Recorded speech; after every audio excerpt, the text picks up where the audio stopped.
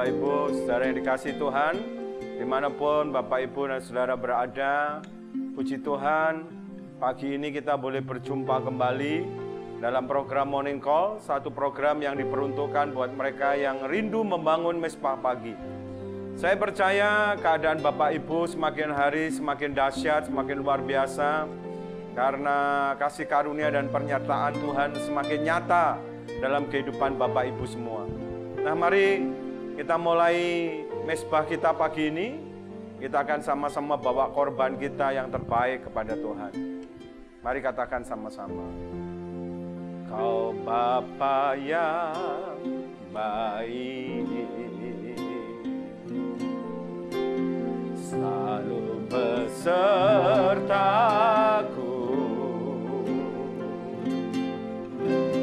setiap detik, setiap waktu. Kau perhatikanku. Mari katakan, Kau Bapa yang setia, Bapa yang setia, yang selalu menjagaku.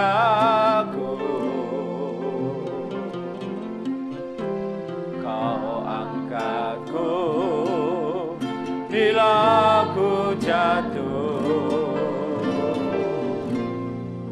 Kau menopangku. Mari angkat tanganmu, katakan, ku berikan syukurku buat kebaikanmu.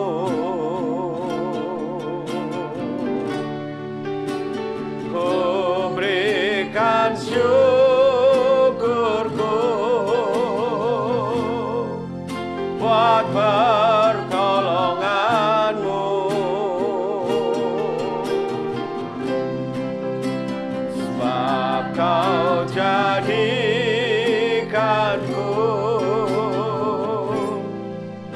berharga di matamu. Kau Bapa yang baik, ku mengasihimu. Mari angkat kedua tanganmu, katakan, ku berikan syukurku buat kebaikanmu.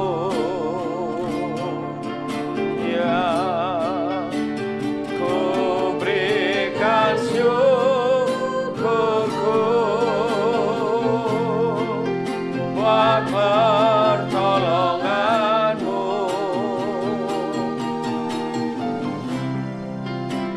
sebab Kau jadikanku yang berharga di matamu. Kau Bapa yang baik, ku mengasihimu.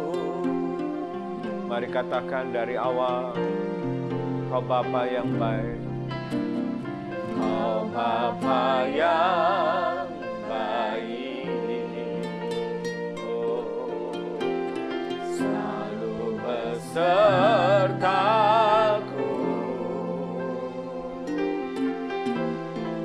setiap detik, setiap waktu. Kau perhatikanku. Kau Bapa yang setia, selalu menjagaku.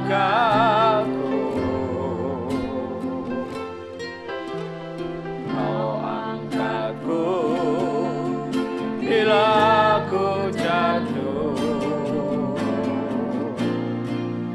Kau menopangku. Mari katakan, Katakan ku berikan syukurku buat kebaikanmu.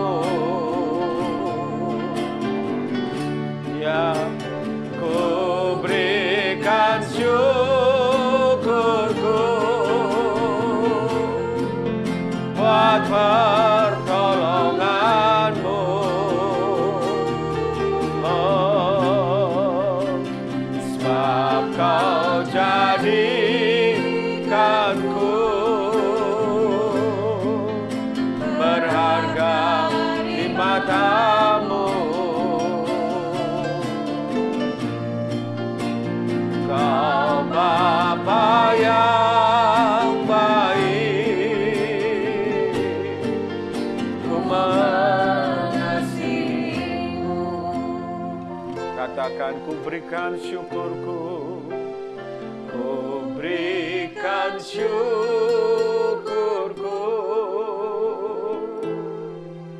buat kebaikanmu. Ku berikan syukurku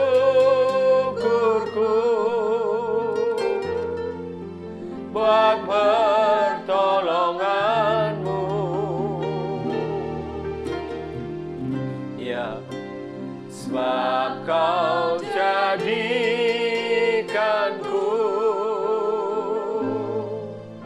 berharga di matamu. Kau Bapa yang baik, ku mengasihimu. Kau Bapa yang baik, kau Bapa yang baik, ku mengasihimu. Kau Bapa yang baik,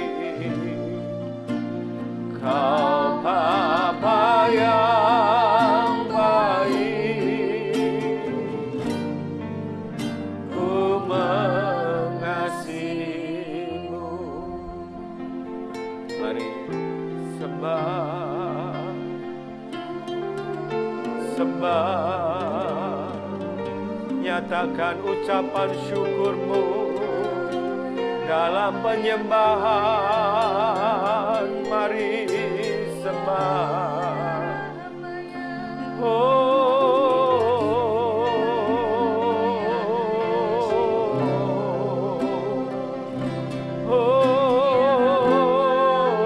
ralamo, ralamo.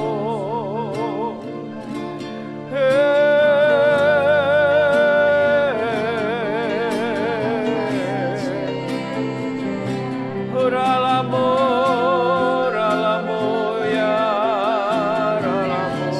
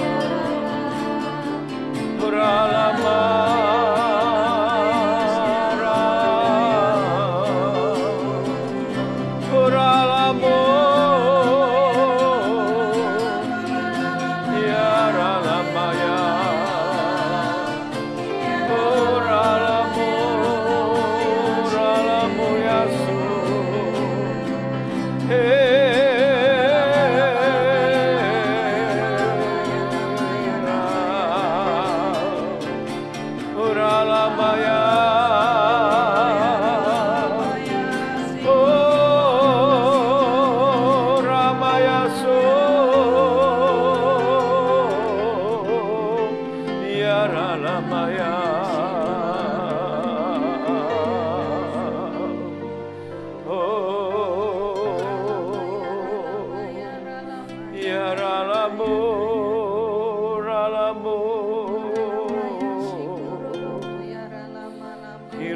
Maya se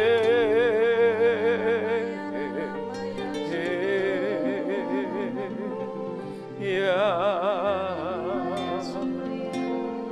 urala maya su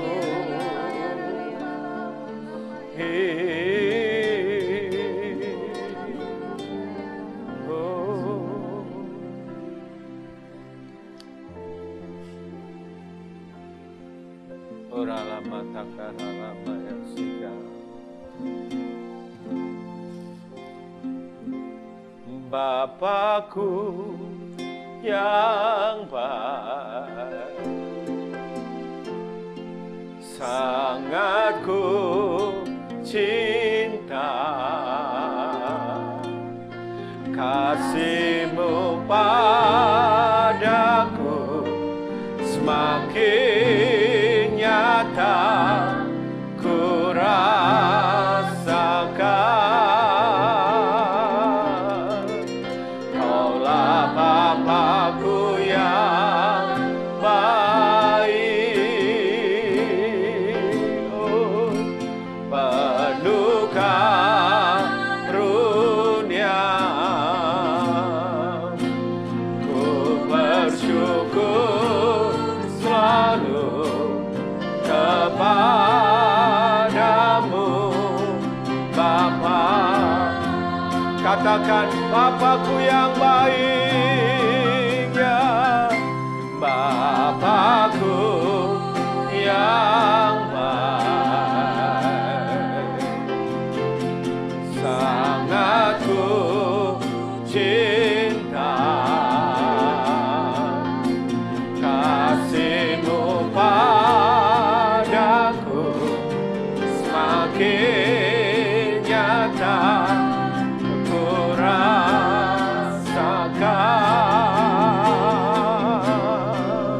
Kaulah Bapakku yang baik, ya, penuh karunia. Ku bersyukur selalu kepadamu, Bapa. Sekali lagi katakan, Bapakku yang baik, Bapakku yang baik, sangat ku cinta, kasih-Mu padaku semakin nyata ku rasakan.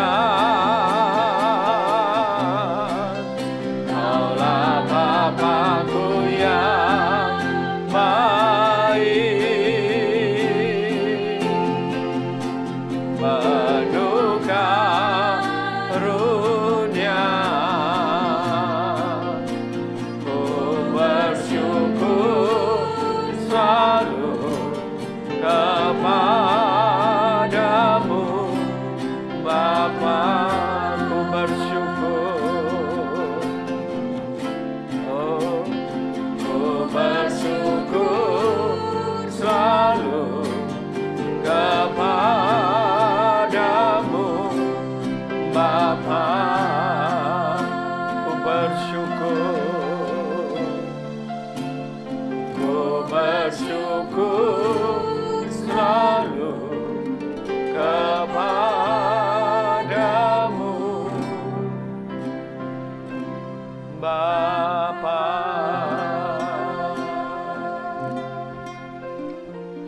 Terima kasih untuk pagi ini kami boleh menyatakan cinta kami kepadamu melalui penyembahan, Tuhan. Kau Bapa yang memang baik dan sungguh baik. Hati kami pagi ini melimpah dengan ucapan syukur apapun keadaan kami. Dan kami mau katakan Kau Bapa yang baik buat kami. Terima kasih untuk Bapa yang baik, kasih karunia-Mu, penyertaan-Mu semakin nyata dalam hidup kami. Mari Tuhan, terus pimpin kami, terus tuntun kami, supaya kami sampai kepada apa yang menjadi rencana-Mu dalam kehidupan kami. Terima kasih, kami rindu mendengar suara-Mu pagi ini, tuntunan-Mu untuk kami Tuhan. Terima kasih Tuhan, terima kasih. Kami percaya Engkau sudah siapkan berkat yang terbaik untuk setiap kami. Juga yang di rumah-rumah Engkau siapkan berkat yang terbaik. Dan pagi ini saat kami membangun mezbah, setiap kami yang mengikuti program ini diberkati Tuhan dengan berlimpah-limpah. Terima kasih Tuhan, kami siap menerima berkat firman-Mu dalam nama Yesus. Mari yang siap sama-sama katakan, amin. Nah, saudara yang dikasihi Tuhan, pagi ini kami mau sharing apa yang Tuhan taruh di hati kami, yaitu mengenai pembunuh iman. Ya, pembunuh iman. Mungkin ada kata-kata yang baru saudara dengar. Apakah iman itu bisa dibunuh? Ya, nanti kita mau ngerti artinya, maknanya. Mari kita buka Ibrani pasal yang ke-11. Ibrani pasal yang ke-11, ayat yang pertama. Satu ayat yang terkenal sekali tentang iman. Ibrani pasal 11 ayat yang pertama. Ya. Ibrani 11 ayat yang pertama. Iman adalah dasar dari segala sesuatu yang kita harapkan dan bukti dari segala sesuatu yang tidak kita lihat. Perhatikan ya saudara, iman ya, karakteristik iman, pengertian iman, perhatikan dua kata tadi. Yang pertama dasar. Apa yang dimaksud dasar? Yaitu kalau kita beriman mesti ada dasarnya. Apa dasarnya? Roma 10 ayat 17. Roma 10 ayat 17 adalah dasar daripada iman, adalah firman. Firman yang berbicara kepada kita secara pribadi yang disebut dengan firman Kristus atau rema. Itu dasar. Jadi dasar kita beriman adalah firman yang berbicara kepada kita, yang disebut dengan rema. Ya saudara, itu juga rema itu adalah benih daripada iman. Karena iman itu timbulnya dari situ. Ya, benihnya dari rema tadi, dari firman tadi. Nah, yang kedua adalah bukti. Apa maksudnya bukti? Perhatikan saudara, bahwa iman itu maksudnya bukti, itu adalah iman itu yang dimaksud dengan bukti, iman itu menjadi kenyataan. Jadi orang beriman itu bukan fantasi, ya gitu ya, bukan angan-angan. Tapi benar-benar beriman itu artinya apa yang dia imani itu menjadi kenyataan, bisa menjadi kenyataan dalam hidupnya. Gitu ya. Jadi kalau orang beriman tapi nggak menjadi kenyataan, nah itu bisa disebut halusinasi, angan-angan, atau imajinasi. Iman itu terbukti, nah itu baru iman. Kalau nggak terbukti, itu namanya angan-angan. Ambil contoh. Kalau Tuhan berfirman kepada saudara sembuh, nah itu pasti terbukti. Ya, kalau saudara sakit, Tuhan bilang kamu sembuh. Nah, saudara imani itu, saudara percaya bahwa Tuhan menyembuhkan saudara, itu pasti terbukti, itu pasti terjadi. Kalau nggak terjadi, itu namanya angan-angan. Kalau Tuhan berfirman, pekerjaanmu diberkati. Engkau akan naik, akan mengalami promosi. Saudara percaya itu artinya saudara beriman. Dasarnya ada karena Tuhan berbicara kepada saudara. Ya. Tetapi itu yang namanya beriman, itu terbukti, terjadi. Bahwa benar-benar di waktu Tuhan, nggak tahu kapan, ya saudara. Tiap orang berbeda-beda. Tapi kalau namanya beriman, ya saudara percaya bahwa Tuhan memberkati pekerjaan saudara, Tuhan mempromosikan, itu pasti terjadi. Kalau nggak terjadi, itu namanya halusinasi, berangan-angan. Ya, percaya ini katakan amin. Yang percaya ini katakan amin. Jadi saudara ngerti ya, bahwa beriman itu ada dasarnya. Yang kedua, beriman itu terbukti, menjadi kenyataan. Yang setuju dan percaya katakan amin. Aku punya Tuhan yang besar, yang telah berjanji dan sanggup menggenapi. Imanku bersepakat percaya percaya kuasanya, ku terima sekarang kemenangan darimu. Mari yang percaya katakan, aku punya Tuhan yang besar, yang tak berjanji dan sanggup menggenapi. Imanku bersepakat percaya kuasanya, ku terima sekarang kemenangan darimu. Nah saudara, ada yang menjadi masalah mengenai iman ini, bahwa tadi saya katakan bahwa iman ini benihnya dari firman, rema tadi. Nah, perhatikan, ada yang menjadi masalah, seringkali terjadi dalam pengalaman hidup kita, dalam kehidupan kekristenan kita maksud saya, maka iman itu nggak menjadi kenyataan. Mungkin saudara berkata, apa saya ini berhalusinasi? Mungkin belum tentu juga. Ada salah satu sebab kenapa iman itu tidak menjadi kenyataan. Nah, saudara, saya menemukan karena iman itu mati. Ya, benih ya, yang firman rema tadi itu mati, saudara, tidak bertumbuh dan tidak berbuah. Nah, mari kita lihat untuk mengerti hal ini dalam Matius pasal 13, Matius pasal 13 ayat 20 sampai 22. Matius pasal 13, kita nggak usah baca semua. Matius pasal 13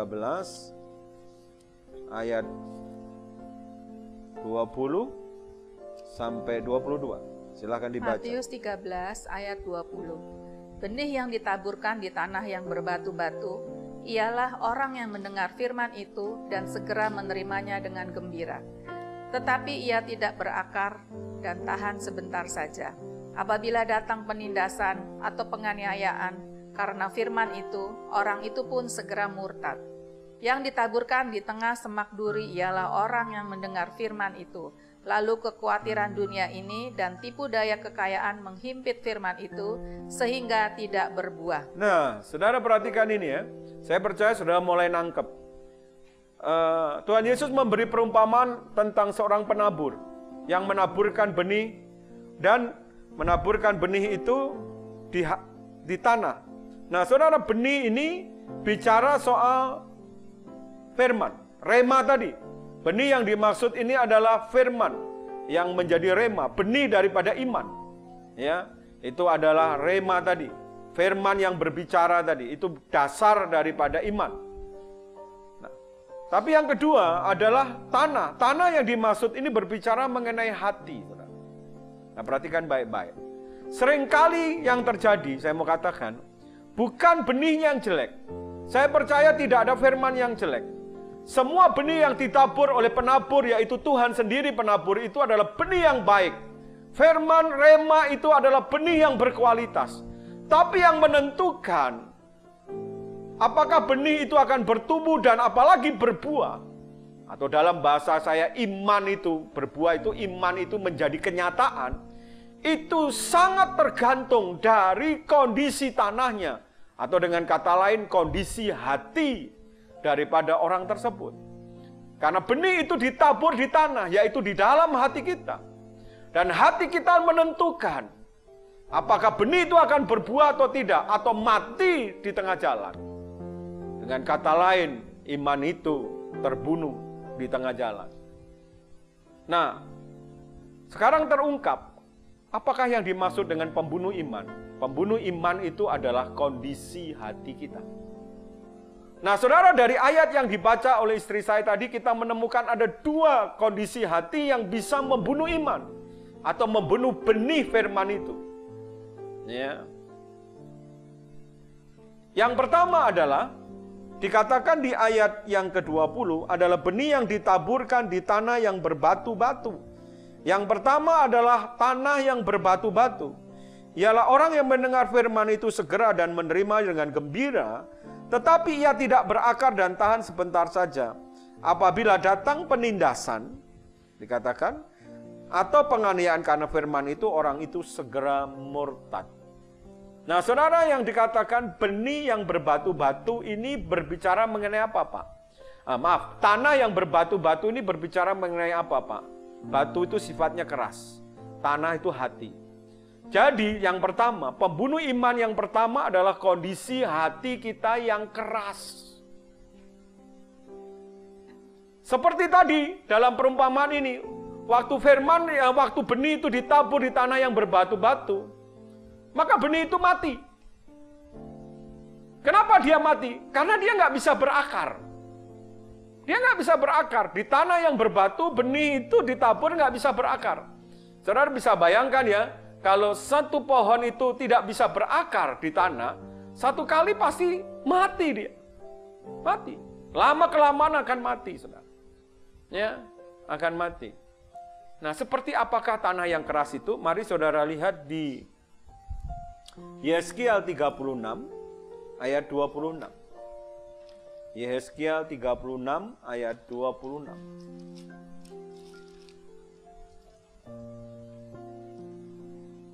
Yeskiel 36 ayat 26.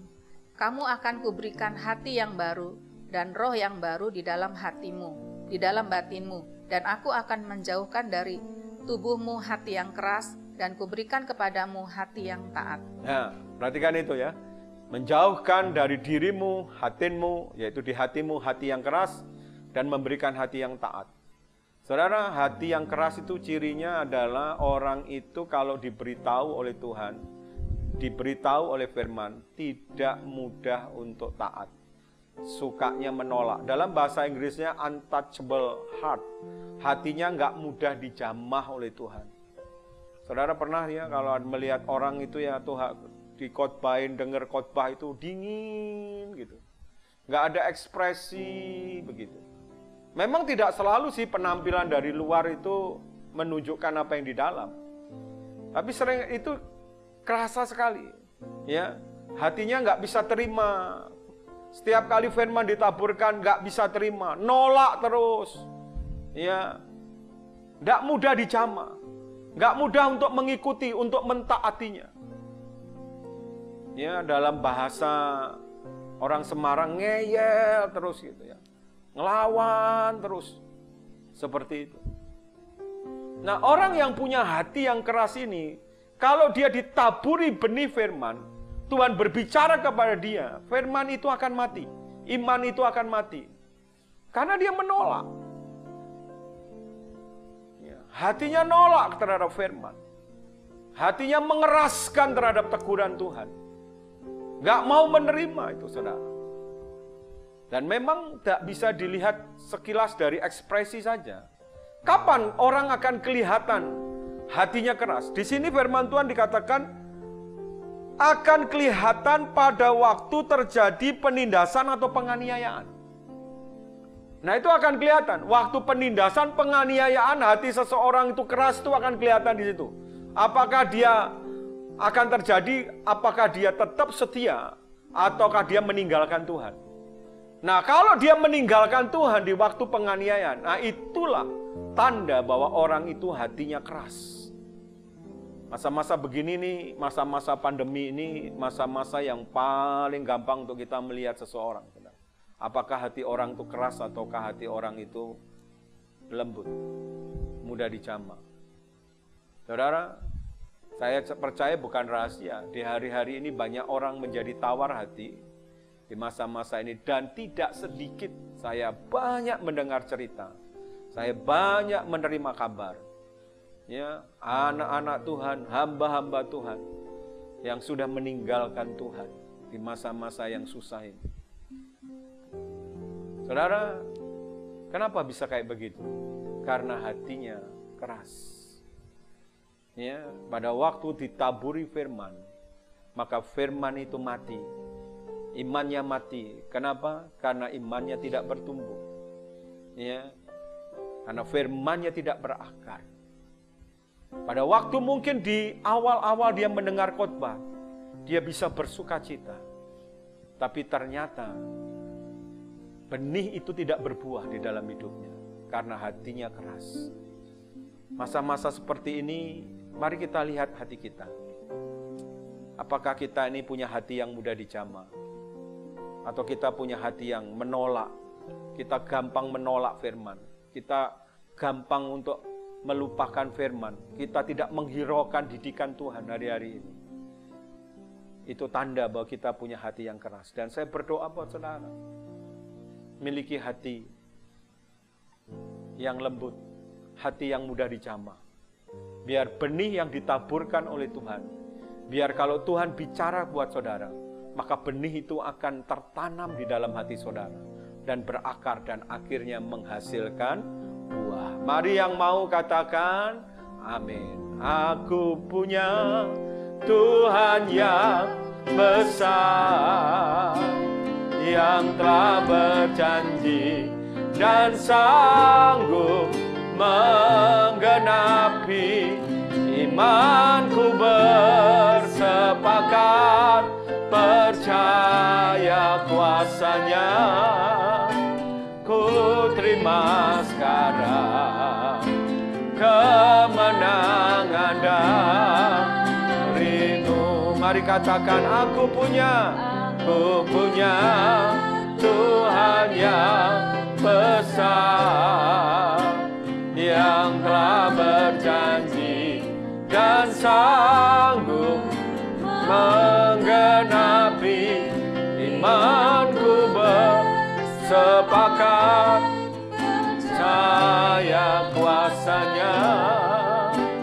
Ku terima sekarang kemenangan darimu. Yang kedua, saudara, hati yang seperti apa yang bisa membunuh iman? Kondisi hati seperti apa? Ayat 22, yang ditaburkan di tengah semak duri ialah orang yang mendengar firman itu. Lalu perhatikan ini, kekhawatiran dunia dan tipu daya kekayaan menghimpit firman itu sehingga tidak berbuah. Artinya benih itu mati, iman itu mati. Apa itu? Tanah yang semak duri. Apa yang dimaksud tanah semak duri? Yaitu kondisi hati yang dikatakan karena kekhawatiran dunia dan tipu daya kekayaan. Ya, yang pertama yang bisa membunuh iman adalah kondisi hati yang mengalami kekhawatiran. Nah, saudara ya, kekhawatiran dunia. Apa itu kekhawatiran, saudara? Kekhawatiran itu sesuatu yang timbulnya dari dalam diri kita, bukan karena keadaan. Nah, saudara mesti perhatikan itu. Bukan dari luar, tapi timbulnya dari diri kita karena hati dan pikiran kita berfokus pada hal-hal yang sementara. Apa sih yang biasanya dunia khawatirkan? Yesus bilang biasanya soal makan, minum, pakai. Makanya Yesus bilang cari dahulu kerajaan Allah dan kebenarannya. Suruh kita fokus kalau nggak mau khawatir kepada hal-hal yang tidak sementara, yaitu kerajaan Allah dan kebenarannya. Amin. Nah, saudara, kalau kita ini fokus pada hal yang sementara, maka itu menjadi penyebab terjadinya kekhawatiran. Sehingga firman, benih iman itu, firman yang kita baca, yang kita dengar itu tidak akan berbuah dalam kehidupan kita. Mati di tengah jalan dia. Nah, contoh yang paling gampang untuk mengerti hal ini, nanti nggak usah dibaca, saudara tinggal searching aja atau saudara buka Alkitab. Kisah daripada janda di Sarfat. Saudara, waktu itu keadaan di luar, baik Israel maupun Sarfat, Sidon, itu sedang terjadi kelaparan yang hebat, resesi, saudara. Kelaparan yang hebat. Elia diperintahkan, saya tahu saudara tahu cerita ini, diperintahkan untuk pergi ke janda itu, supaya lewat janda itu Elia bisa makan. Nah, saudara, yang janda itu punya, kita semua tahu, hanya sedikit minyak, ya, dan segenggam tepung. Ya, segenggam tepung, sedikit minyak, hanya untuk satu kali makan dia dan anaknya. Habis itu mereka berdua akan mati. Waktu Elia meminta kepada janda itu untuk diberi makan, maka janda itu berfokus kepada hal yang sementara. Dan itu menimbulkan kekhawatiran. Buktinya apa? Memang tidak ditulis, tapi buktinya dia jawab begini, aku cuma punya sedikit minyak, segenggam tepung, hanya untuk 1 kali makan. Dalam bahasa sehari-hari, kalau itu diberikan terlebih dahulu kepadamu, sedangkan aku aja nggak cukup. Dan itu menimbulkan kekhawatiran buat mereka. Aku nggak cukup, dan untuk menyambung hidupku aja nggak cukup, dan sebentar lagi aku mati, apalagi untuk dikasih kepadamu. Tapi pada waktu firman itu datang, rema itu datang kepada janda Sarfat melalui Elia. Elia berkata begini, berikan dulu buat aku, dan Tuhan janji. Nah ini saudara, ini benihnya. Bahwa minyak dan tepungmu tidak akan habis. Sampai musim kelaparan ini lewat, sampai musim kekeringan ini lewat. Saudara, begitu firman itu datang, maka fokus daripada janda ini bukan lagi kepada keadaan yang sementara itu. Bukan kepada makanan dan minuman, dan kepada tepung dan minyak itu. Maka fokus dia beralih kepada kebenaran firman. Yaitu janji Tuhan tadi, bahwa Tuhan sanggup membuat mujizat, minyak dan tepungnya tidak akan habis. Dan dia percaya itu, saudara. Itu sama dengan menyingkirkan kekhawatiran dalam hidupnya. Pada waktu dia berfokus kepada kebenaran, pada waktu dia berfokus kepada janji Allah, maka kekhawatiran itu sirna. Dan apa yang terjadi, saudara? Begitu dia praktekkan firman itu, janji itu digenapi dalam hidupnya. Dan Alkitab menulis, minyak yang sedikit, tepung yang segenggam itu tidak habis sampai musim kekeringan itu lewat, saudara. Simple ya, ngerti ini. Jadi kalau kita ini hidup dalam kekhawatiran terus, saudara, maka benih yang ditaburkan dalam hidup kita itu akan mati. Dan saya berdoa buat saudara, jangan hidup dalam kekhawatiran. Ayo fokus kepada kebenaran, kepada janji Tuhan. Bahwa dia Allah yang berjanji, tidak pernah berdusta terhadap janjinya. Yang setuju katakan, amin. Aku punya Tuhan yang besar, yang telah berjanji dan sanggup menggenapi. Imanku bersepakat, percaya kuasanya. Ku terima sekarang kemenangan darimu. Sekali lagi katakan, aku punya Tuhan yang besar,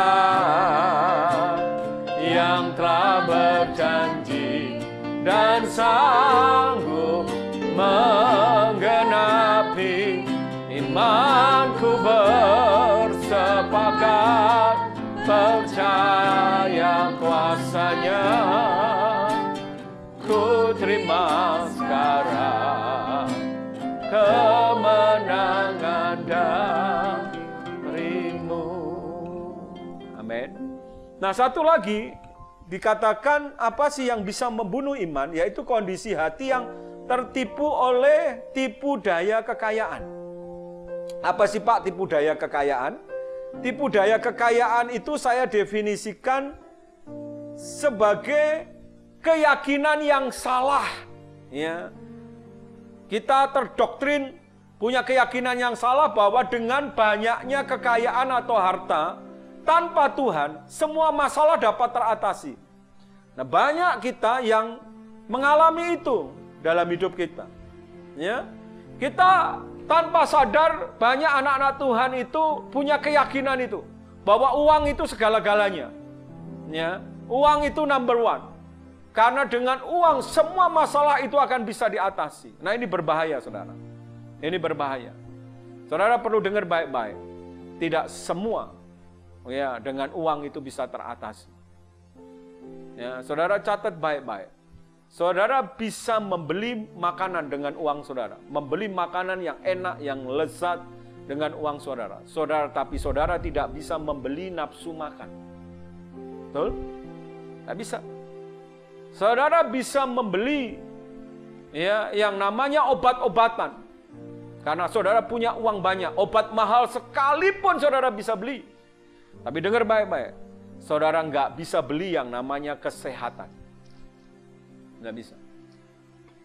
Saudara bisa membeli dengan banyaknya uang.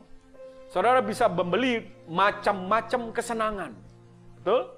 Saudara bisa beli itu. Tapi dengar baik-baik, saudara nggak bisa membeli yang namanya sukacita.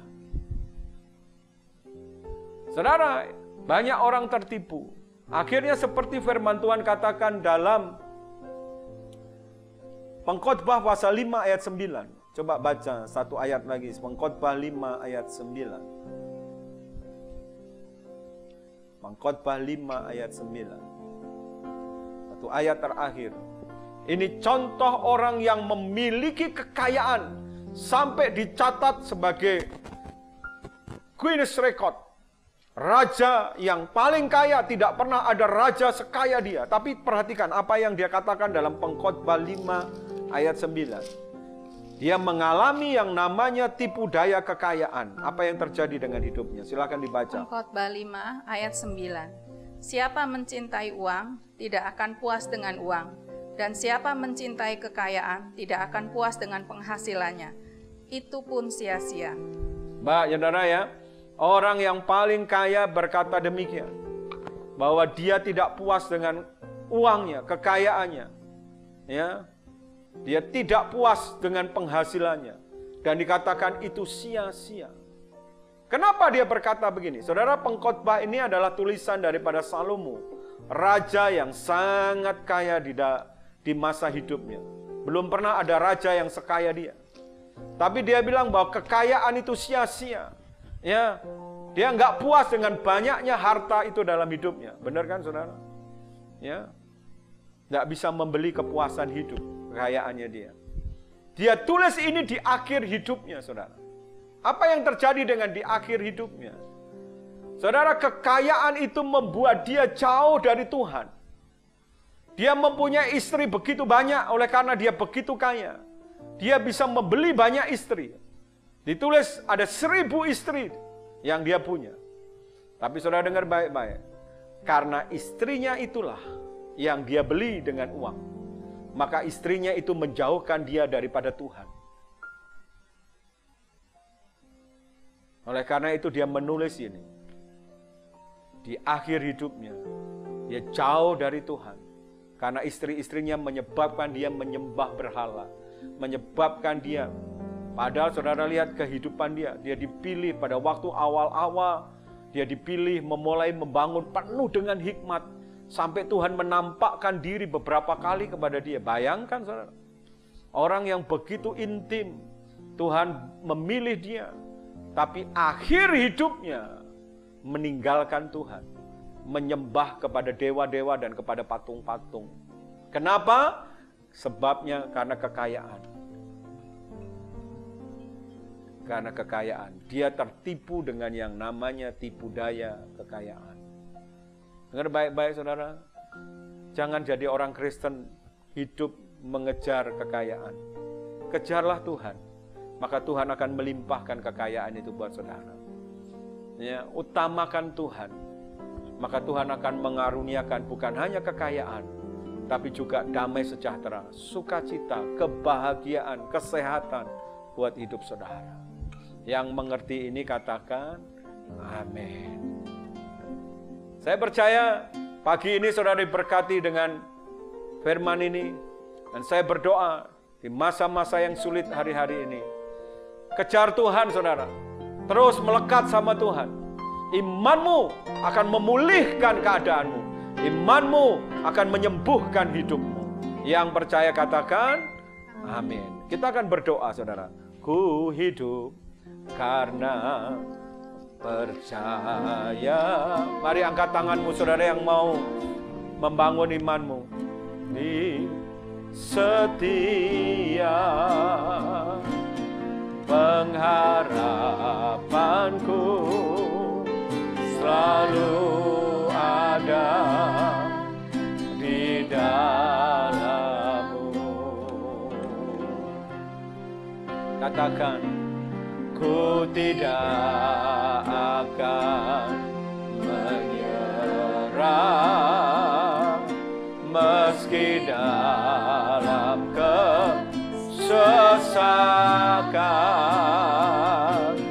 Seluruh hidupku dalam genggamanmu. Mari bangkitkan imanmu, katakan, aku punya Tuhan yang besar, yang telah berjanji dan sanggup menggenapi. Imanku bersepakat, percaya kuasanya. Ku terima sekarang kemenangan darimu. Mari yang mau pulih, yang mau bangkit, katakan, punya Tuhan yang besar, yang telah berjanji dan sanggup menggenapi. Imanku bersepakat, percaya kuasanya. Ku terima sekarang kemenangan darimu. Ku terima sekarang, ku terima sekarang kemenangan darimu. Ku terima sekarang, ku terima sekarang kemenangan darimu.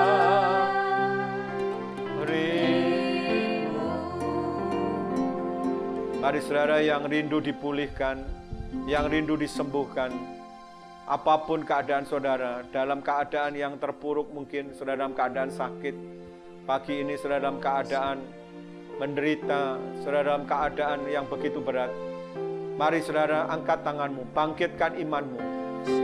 Nanti istri saya akan berdoa buat saudara, biar terjadi pemulihan, biar terjadi kesembuhan, biar terjadi kelepasan pagi ini atas saudara. Angkat kedua tanganmu, saudara yang mau dipulihkan, saudara yang mau disembuhkan, ayo bangkitkan imanmu. Angkat kedua tanganmu.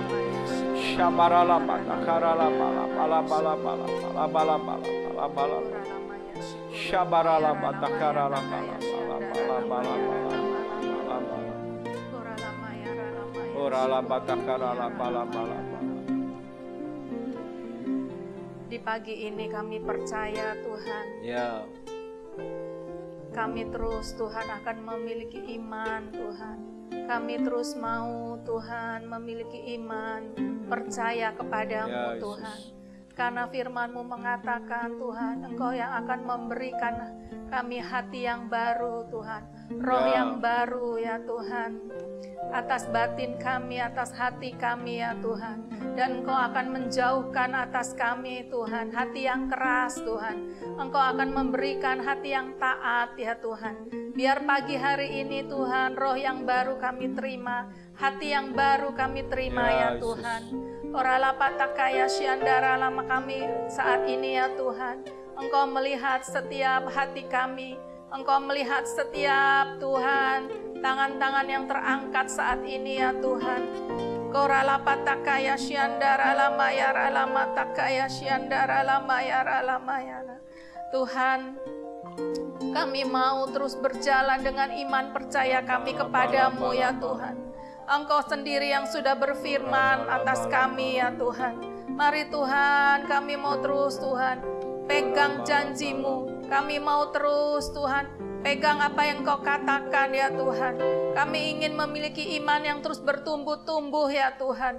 Kami rindu terus Tuhan ada buah-buah yang nyata atas hidup kami. Sebab kami sudah memiliki benih itu ya Tuhan. Kami mau Tuhan, biar hati kami dengan hati yang baru, kami mau tangkap setiap benih firman yang Engkau berikan ya Tuhan. Kami mau tanamkan benih itu di hati kami ya Tuhan. sehingga kami boleh bertumbuh, iman percaya kami boleh bertumbuh-tumbuh di dalam Engkau ya Tuhan, sehingga kami boleh berbuah Tuhan, kami boleh mengalaminya ya Tuhan, memiliki buah-buah Tuhan yang menyenangkan hati-Mu ya Tuhan. Kami boleh Tuhan mengalaminya ya Tuhan. Apa yang Engkau mau nyatakan kami boleh menerimanya ya Tuhan. Kami boleh terus Tuhan, semakin hari semakin kami percaya penuh kepadamu ya Tuhan. Sehingga kami terima setiap janji-Mu, kami terima setiap pemulihan yang daripadamu ya Tuhan. Kami terima setiap kesembuhan demi kesembuhan, mujizat demi mujizat ya Tuhan. Kami terima semua ya Tuhan. Penyertaan-Mu ya Tuhan. Kami terima semua Tuhan, kelimpahan yang daripadamu, damai sejahtera yang berlimpah-limpah ya Tuhan. Kami terima semua ya Tuhan di dalam nama Tuhan Yesus. Terima kasih Tuhan. Biar mulai pagi ini ya Tuhan, roh yang baru itu terus Tuhan kami boleh pelihara ya Tuhan. Hati yang baru terus boleh kami jaga ya Tuhan. Kami mau buang segala bentuk kekhawatiran. Kami mau buang Tuhan segala Tuhan hati yang keras, hati yang berbatu-batu ya Tuhan. Kami mau singkirkan, kami mau buang Tuhan segala Tuhan tipu daya kekayaan, kami mau buang Tuhan di dalam nama Tuhan Yesus. Kami mau belajar percaya dan bergantung penuh kepadamu ya Tuhan. Apapun yang terjadi kami mau katakan, kami mau percaya penuh kepadamu ya Tuhan. Terima kasih biar Engkau mendapati iman itu terus bertumbuh-tumbuh atas hati anak-anak-Mu ya Tuhan. Terima kasih, terus nyatakan, berbicaralah terus Tuhan. Karena kami mau pegang firman-Mu Tuhan. Karena itu yang menjadi dasar kekuatan kami. Firman yang Engkau tabur itu ya Tuhan. Firman yang Engkau nyatakan itu ya Tuhan. Terima kasih Tuhan, terima kasih. Kami bersyukur untuk pagi hari ini ya Tuhan. Engkau memperbaharui iman percaya kami ya Tuhan. Terima kasih Tuhan Yesus. Kami rindu terus kami memiliki iman yang semakin percaya. Sehingga kami boleh melihat campur tangan Tuhan. Kami boleh melihat janji Tuhan digenapi. Terima kasih Tuhan. Di dalam nama Tuhan Yesus kami berdoa. Amin. Nah saudara, sebelum kami mengakhiri, bagi saudara yang rindu didoakan dan mungkin sudah mau konseling, dapat menghubungi nomor HP yang tertera di layar saudara. Dan satu lagi saudara, besok ya saudara, dalam ibadah pagi, siang, dan sore, saudara di gereja, maupun juga dalam streaming, saudara, kita masuk dalam tema, yaitu tema tentang iman. Nah besok saya akan bagikan bukan hanya sekedar khotbah, tapi pengalaman hidup saya. Ya, bagaimana Tuhan mempersiapkan saya masuk dalam masa pandemi ini, dengan tema khotbah yaitu antara iman dan imun. Ya saudara, antara iman dan imun. Nah, saudara yang mau hadir, perhatikan protokol kesehatan. Saudara yang belum bisa hadir, saudara bisa mengikuti streaming di channel yang sama dengan channel Morning Call ini, yaitu di YouTube GBI Crown Palace.